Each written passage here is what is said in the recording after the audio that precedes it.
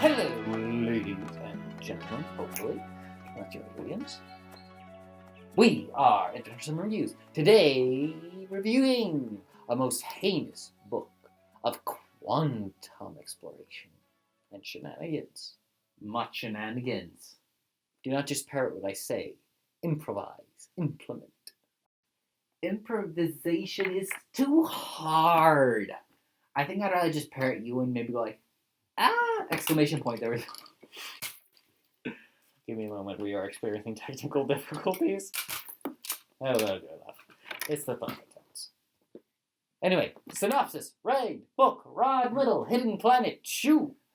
In case you didn't catch it, the book is called The Hidden Planet by Rob Little. Rod. R-O-D. Rod Like a Little. steel rod. I was pronouncing it with an accent.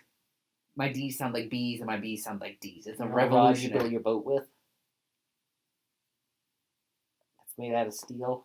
R-O-D. Rod. I'm sorry, I just didn't follow it at all. Don't worry.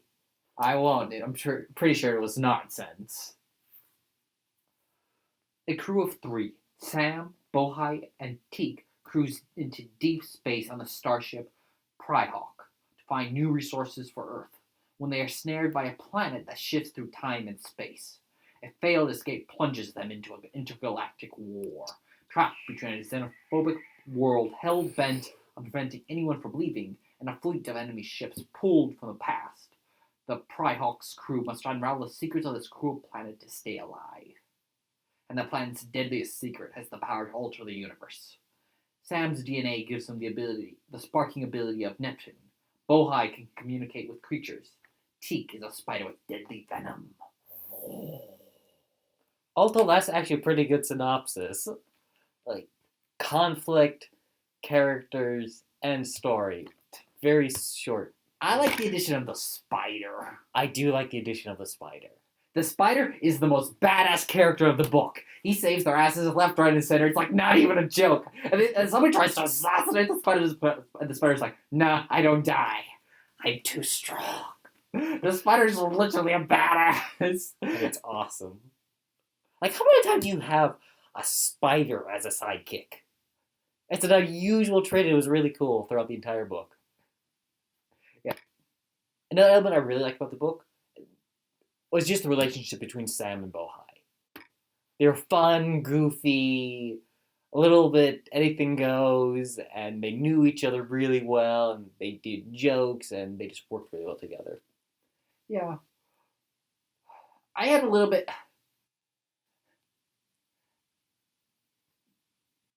Now that you mention it, their relationship was very nice, and it was one of the standouts with the story. I just had slight difficulty telling the two apart. The main difference between them characteristically, don't shoot me, was a language quirk. And it's one person used the word man when he talked to people. And that was, for me, one of the more standout differences between the two. So that proved slightly detrimental to me, and I'm probably exaggerating it. I think you're exaggerating a little bit, but they're still very similar, and it's just a little hard to pinpoint specific parts of the characters beyond their footloose attitude. I might agree with you that they're not the most emotionally complex individuals. But again, not again. But the book isn't a drama book in any sense of the word. The book is intentionally goofy at times. It's meant to be a little bit like the B movies, B horror movies, or B action flicks. So, and it does succeed relatively well. Yeah. I have a lot of little things that I kind of dislike about the book that I'm kind of hoping you will help me say, nah, that's not so terrible. Because it's like I want to like the book, but I have trouble pinpointing things to like about the book beyond the spider. Like, I like the entire vibe of the book. I just enjoyed that B movie, that sort of a little bit cheesy. I just enjoyed that element to it. And one of the things that worked quite well was the plot progression. A lot of times when you have a book, it's the plot goes straight forward, very linear. or like maybe a little duration here, a little duration there. This plot, without ever devolving into overtly complicated, changes constantly. It flips sides, changes. You have inconveniences and characters involved, and their morality changes, and Like, not the morality of the main characters. It's, more of loyalty and the expression, and the plot, despite being very simple and graspable, changes constantly throughout the book. And as characters appear or leave, and their motivations and etc. changes. The two main characters not necessarily change sides, but they take on new allies as their goal changes. And like, well, a former ally suddenly becomes an enemy because the goal something becomes unveiled and the goal changes. And this works relatively well. It keeps the plot fresh throughout the entire story. You may post a criticism since we just applied a praise. I shall apply both a criticism and a praise. Right? What? Yeah, that wasn't I can in do- our script. We don't have a script. We are freewheeling hooligans. You are freewheeling. I am the hooligan. Okay.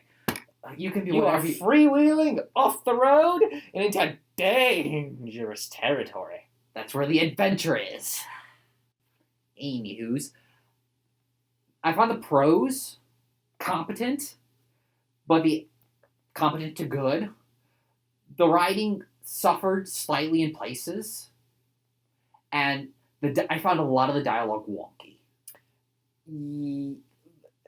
A lot of people may not notice it as much as we would, but there are so much. The only person who spoke decent dialogue was the person who spoke broken English. And like sometimes it's hard to explain because it's not that the dialogue was misconstructed, it's just it didn't feel natural and it didn't quite hit the notes the author wanted it to. I imagine that some of it was part of the author's attempt to hit the campy elements of the story. It's just the dialogue never quite hit the notes right. I almost have what's wrong with the dialogue, and it's the people say exactly or say exactly what they want and exactly what they mean, which is not actually how people speak. It's a very straightforward, almost bulletin point-esque dialogue. Whereas And it's often supplemented by the author explaining what they said. Somebody, like a character would be very evidently mad, saying, "How dare you do this to me?" And then the author would go, "He said badly." And then one of the two main characters will turn to her, the other main character, say, "I'm very angry." And so you kind of have that, and it's very detrimental. It was, to me, probably the largest problem I had with the book. I would probably agree. I wouldn't go so far as to say largely detrimental, because it's There's like no major problems with the book, which is the dialogue. You just got to get a little bit used to the dialogue, and then once you sort of get used to the fact that it's not as much as you would want it to be, giant golden reindeer is a perfect example that it needed to stand straight. Instead, it's doing gymnastics. That's not an example of anything besides your complete incompetence toward arranging giant reindeer heads on bedazzled mics. You are competent in many areas, but that is not one of them. Even that's Giant not reindeer head. competence, though. That looks good on a resume. Anyway, so dialogue is definitely probably the largest flaw of the book. But a compliment of the book is what's the name of the planet again? I don't know. We're Katarian or something? We're terrible with names, which you may eventually realize as we tend to Obfuscate our lack of knowledge by calling the main characters and the girl and just avoiding names in general. We should come up with code names that we can remember. MC. Anonymous is well, that's another one. Alias Anonymous. There. That could be character A. Whatever. So I actually really like how the natives to the planet were handled. The people who actually had the device. Yes. A lot of the narrative complexity comes from their involvement, but for people who are manipulative, xenophobic, and terrified of conflict, they completely control the story in a believable and effective way as people vie for power within their society and how they try and deal with threats that they cannot handle, and the main character of them simultaneously running along the line of unlikable and likable through the entire story. Yeah, the dictator-in-chief is probably my favorite character apart from the spider. Not because he's likable, but because he's the most nuanced and complex. And you understand him in a very nice way. And because you understand his goals. You understand his actions. Even when he does his numerous betrayals, you understand the logic behind them. And he's emotionally relatable because he's trying to protect his people from war and all the dangers that come from outsiders. Probably the thing... So yeah, really good.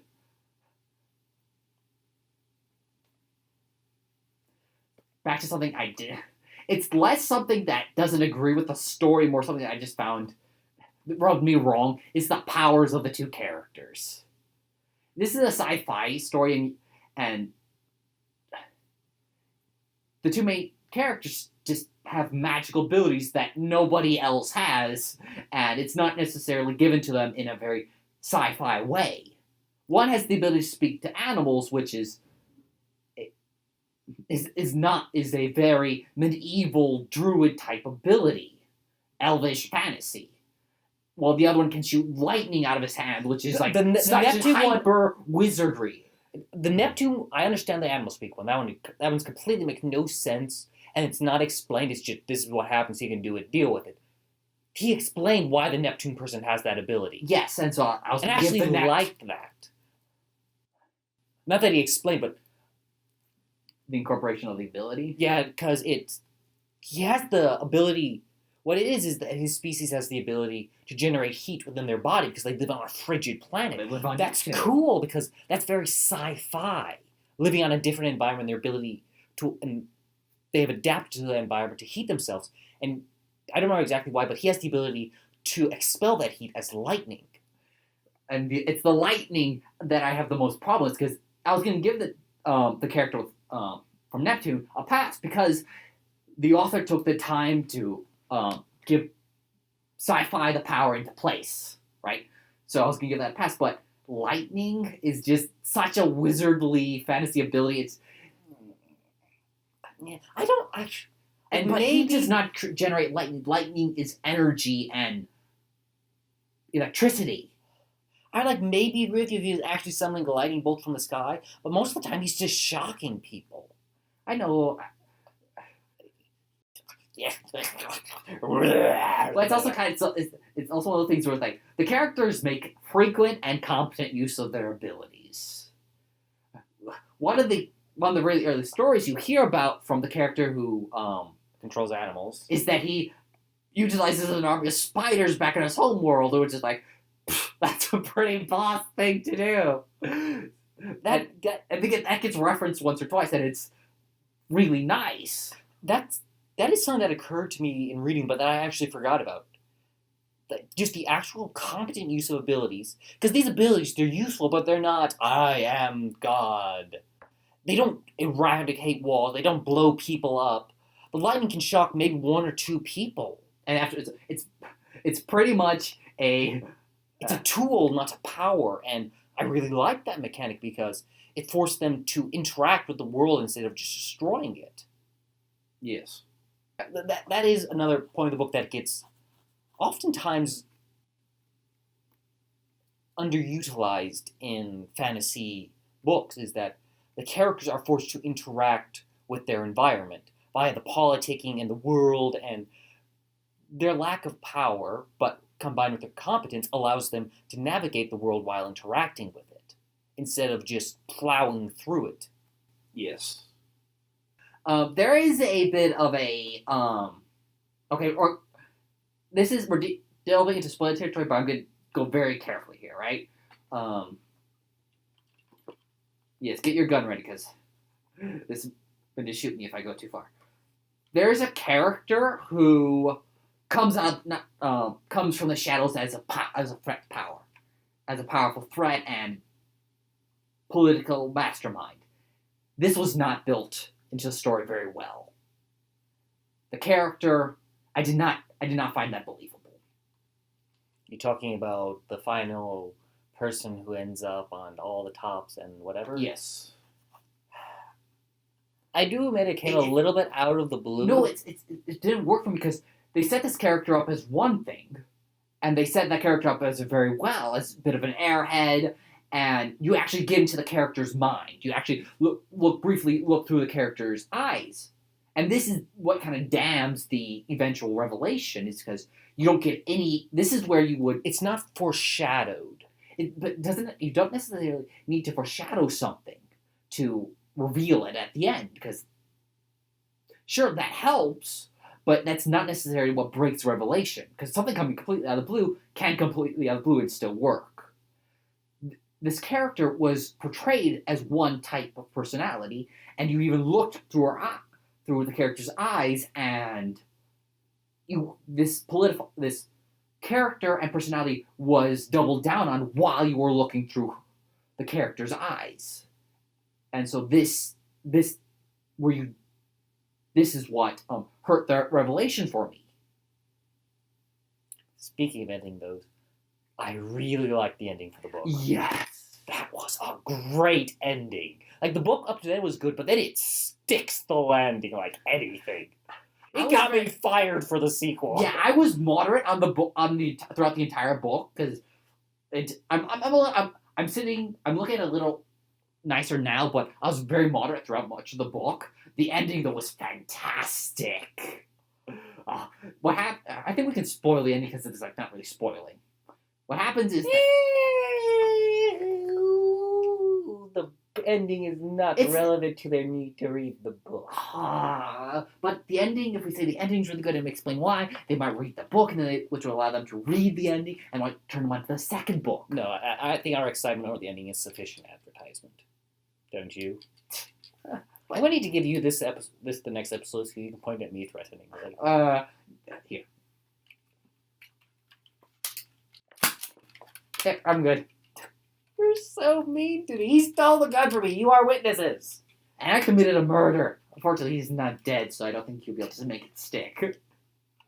Don't worry, I'll still call you up on homicide charges. You're welcome to try.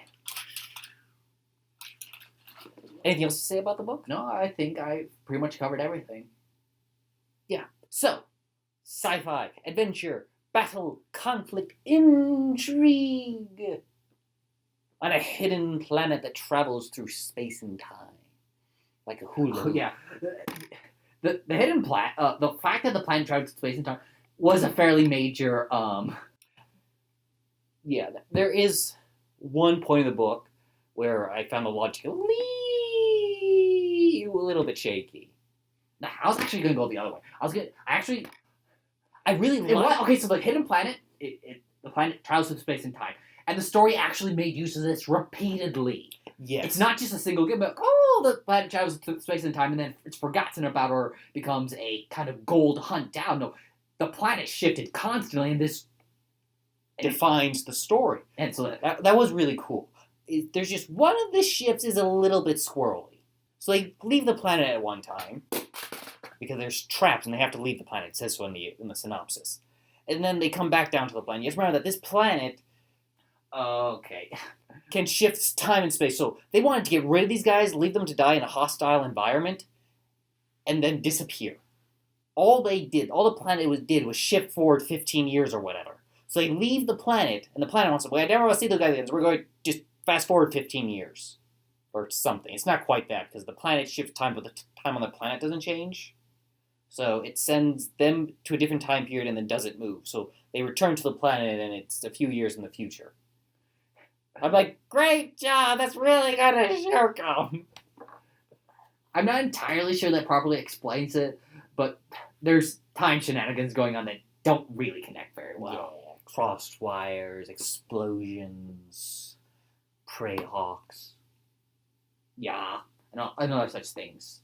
I think that's... So, if you're looking for a little bit of wonky fun and nothing too serious. Very unserious. It's You anytime cannot go into this book looking for drama. You cannot. Yeah, don't or anything like uber serious or narratively epic. Nothing. The characters don't go through any emotional revelations or trauma. So yeah, But if you're looking for something like that, maybe check this book out. it's a fun, easy It's read. probably more it's a space travel book, but it's not like huge space travel book. It's space travel light. Not like Ozymoor was like huge into space travel. They stay mostly on one planet and occasionally hang out in the stars. But still very sci-fi. So, toodaloo, goodbye, au revoir. Fare thee well, our future friends. Like, comment, subscribe. Dance up and down. Yeah. Who loves Sing it? a song. Do advertisements for us. Yeah. Right? Get on a street corner, spin a sign. Whatever it takes. We'll be Wow. eternally grateful.